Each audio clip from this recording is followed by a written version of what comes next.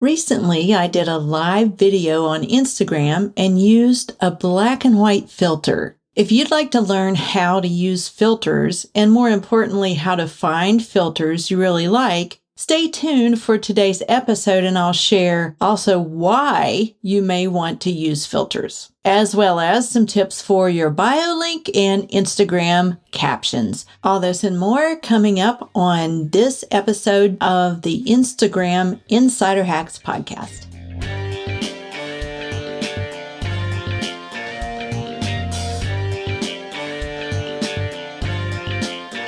Hey there, it's Ruthie from RuthieGray.mom, and welcome to Instagram Insider Hacks. So easy, your mom can do it. This is the podcast that teaches you how to authentically deliver your message in a non-pushy way. If you want to receive engagement and investment on your Insta time, listen in.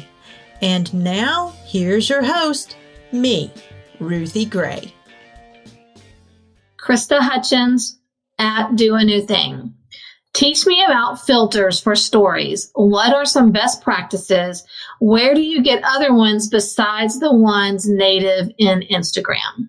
I love the topic of Instagram filters. With filters, what you need to do is let your personality shine through. Adjust the filter to what your personality is and what you want to be known for. I like to be funny and my followers enjoy that. So I use funny filters a lot in Instagram stories. The most recent example of what I did was the pink square filter that gives you 4 time-lapse photos. I held it down and made 4 different crazy faces and captioned it with how I feel about my day. I got a ton of responses, mostly the laughing, crying emoji. People loved it, and this is what you want: organic Instagram instant messages that evoke emotions. So figure out what kind of filters you would like to use. The majority of filters are humorous, but you can also search for flattering filters or even cause filters. To search filters, open up Stories and scroll the filters all the way to the far left to the search bar at the end. Then tap it to browse effects and you'll see categories at the top. Scroll left to see all the categories. It starts with Instagram, selfies, love, color and light, etc. And then tap one of them to view examples of what people have done with that filter, or if you know what you're specifically looking for, tap the search bar at the top right and type in what you're searching. Recently, as I said, I went live in black and white. I used the search bar to find a black and white filter, tapped Try It at far left, and then hit the download arrow at the bottom right to save it right with my existing filters. When I went back to my normal setting, it was sitting right there with all my other filters ready to go. This is Jamie from Expedition Marriage, and I want to know, how important is it to have a Linktree, and what should you have on it? Okay, Jamie, what Jamie is talking about is a software that works with your link in bio that sits in your profile.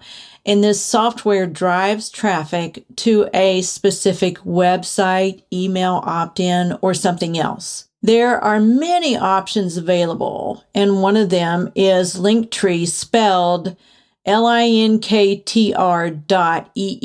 on the interwebs.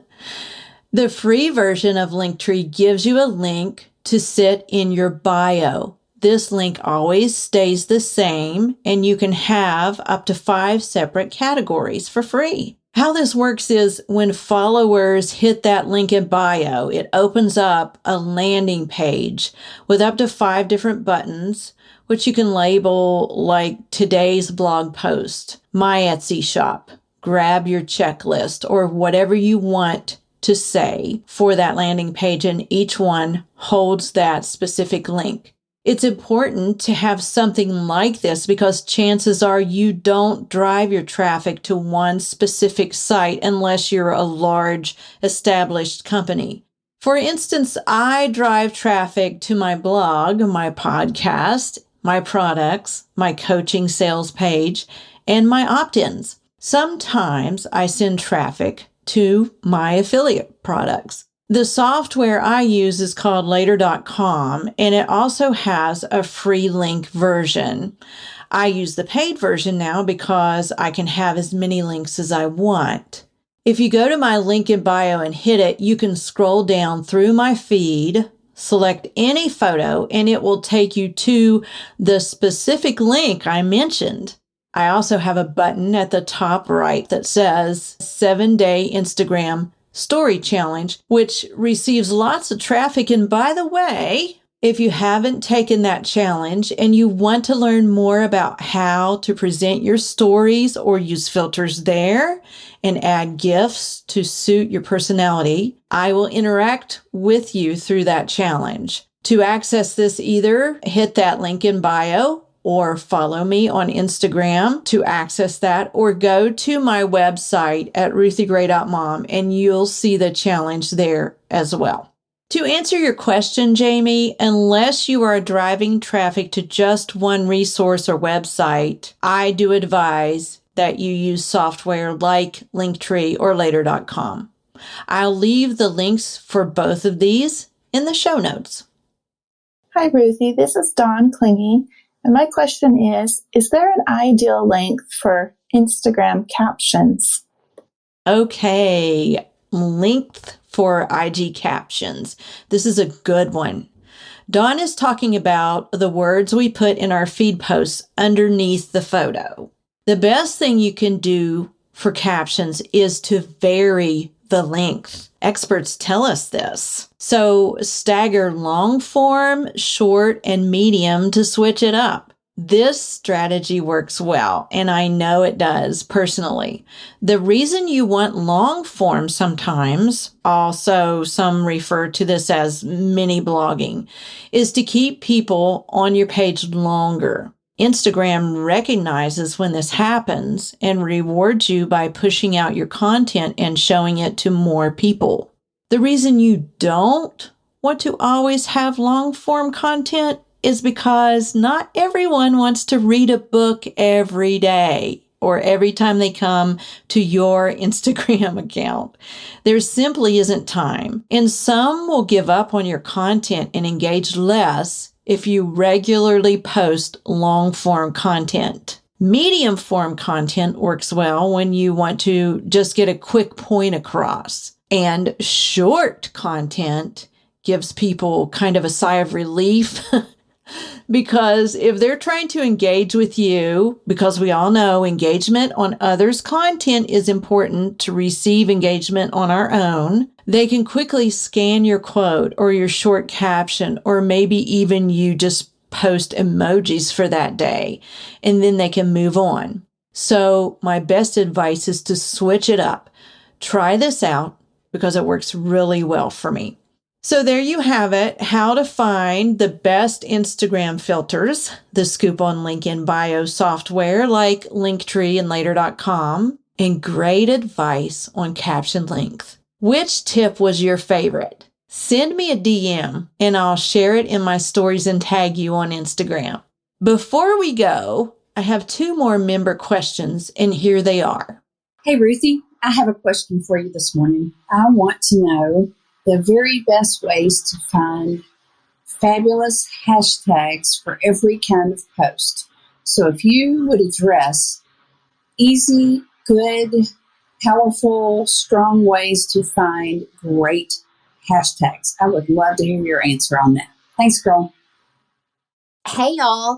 My name is Ren Robbins, and I'm a podcast coach, and I am also the host of the Friends of a Feather podcast. Ruthie, thank you so much for hearing and answering my question about hashtags. You ready? Okay, so here it is. How do you find the right hashtags for your content on Instagram? Thanks so much. Good question. When Melanie and Ren ask these questions that are so similar. They didn't know I had already had a podcast session planned and up my sleeve and was taping it. And half of it is on Instagram hashtags. So the first thing to do is to go and listen to episode 8 called How to Use Hashtags on Instagram, because that will answer questions like how large should they be post-wise and how they should relate to your graphic. And then go to my show notes and pick up my hashtag formula toolkit. It's my webinar that walks you through exactly how to find the correct hashtags for your niche using live case studies. And you'll see how I walk them through how to detect banned hashtags and to dig deeper into analytics to find the best hashtags for you to use. The revelations these webinar participants made blew their minds, and these strategies will blow your mind too. Go check it out. Thanks for listening to the Instagram Pro Member Q&A. Be sure to subscribe to the podcast and keep listening for details on how to join my Pro Community membership. I'll see you next time, but for now, remember to stay consistent on Instagram and go check out the filters.